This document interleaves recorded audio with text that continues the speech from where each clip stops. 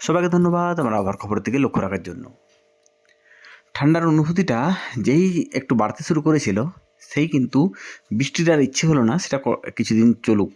কারণ নিম্নচাপ আরও তৈরি হতে চলেছে বঙ্গোপসাগরের উপর, এবং তার প্রভাবে কিন্তু আবারও সেই শীত কমতে পারে। কিন্তু শীত কমলেও কিন্তু শীতের অনুভূতি ভালোই থাকবে, কারণ বৃষ্টি হওয়া মানে তো এই শীতকালে অসম্ভব শীত থাকবে, এটুকু বুঝতেই পারেন।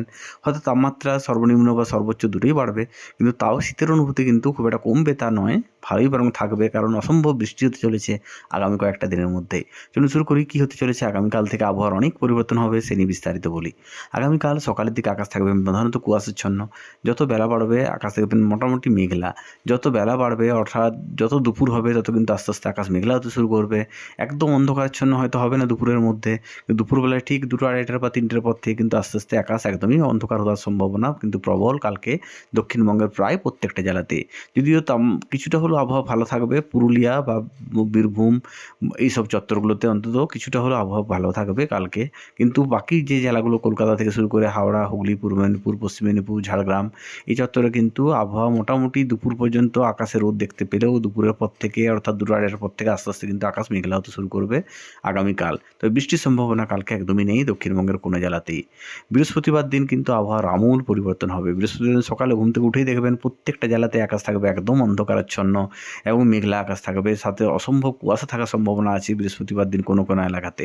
সব এলাকাতে হয়তো কুয়াশা থাকবে না, কিন্তু বেশিরভাগ এলাকায় কিন্তু কুয়াশাচ্ছন্ন হওয়ার সম্ভাবনা কিন্তু প্রবল বৃহস্পতিবার দিন পুরো দক্ষিণবঙ্গ জুড়েই। এবং যত বেলা বাড়বে তত কিন্তু আকাশ আরও মেঘলা হতে শুরু করবে এবং একদমই অন্ধকারাচ্ছন্ন আকাশ থাকবে সারাটা দিন দক্ষিণবঙ্গের প্রায় প্রত্যেকটা জেলাতেই।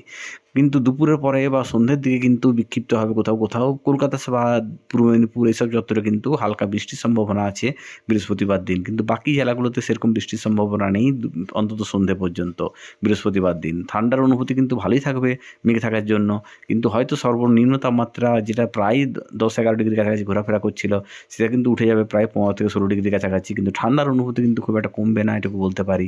এবং বৃষ্টির সম্ভাবনা বৃহস্পতিবার দিন 1-2 জেলায় দুপুরের পরে বা বিকেলের দিকে থাকলেও ভারী বৃষ্টির কোনো সম্ভাবনা কিন্তু বৃহস্পতিবার দিন নেই, এটুকু বলতে পারি। তবে শুক্রবার দিন সকালবেলা যখন উঠবেন তখন দেখবেন বৃষ্টি, মুষলধারে বৃষ্টি হচ্ছে প্রায় প্রত্যেকটা জেলাতেই। বিশেষ করে সবথেকে বেশি বৃষ্টি পাবে পূর্ব মেদিনীপুর, পূর্ব মেদিনীপুর, কলকাতা, হাওড়া, হুগলি, পশ্চিম মেদিনীপুর, ঝাড়গ্রাম, এই যে জেলাগুলোতে বলছি সেগুলোতে কিন্তু শুক্রবার দিন ভালো রকম বৃষ্টির সম্ভাবনা আছে, এটুকু বলতে পারি। এবং সারাটা দিন বৃষ্টি হবে শুক্রবার দিন, কখনো হালকা, কখনো মাঝারি, কখনো বা ভারী বৃষ্টির সম্ভাবনা দেখতে পাবেন পুরো প্রত্যেকটা জেলাতে, অর্থাৎ দক্ষিণবঙ্গের প্রায় বেশিরভাগ জেলাতে কিন্তু কলকাতা থেকে ঝাড়গ্রাম প্রত্যেকটা জেলাতেই কিন্তু বৃষ্টির সম্ভাবনা প্রবল, এটুকু বলতে পারি।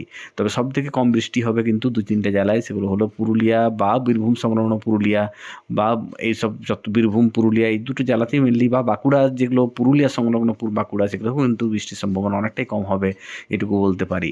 তবে বৃষ্টি কিন্তু প্রত্যেকটা জেলাতেই হবে শুক্রবার দিন। শনিবার দিনও কিন্তু আকাশ প্রায় প্রধানত মেঘলা থাকবে, সকালের দিকে হালকা বৃষ্টির সম্ভাবনা আছে এবং শনিবার দিন বিকেলের পর থেকে বা দুপুরের পর থেকে আস্তে আস্তে কিন্তু আকাশ পরিষ্কার হতে শুরু করবে দক্ষিণবঙ্গের প্রায় প্রত্যেকটা জেলাতে। এটুকু বলতে পারি ভালো রকম বৃষ্টির সম্ভাবনা তৈরি হতে চলেছে আগামী কয়েকটা দিনের মধ্যে। আরেকটা চললাম, শুভরাত্রি।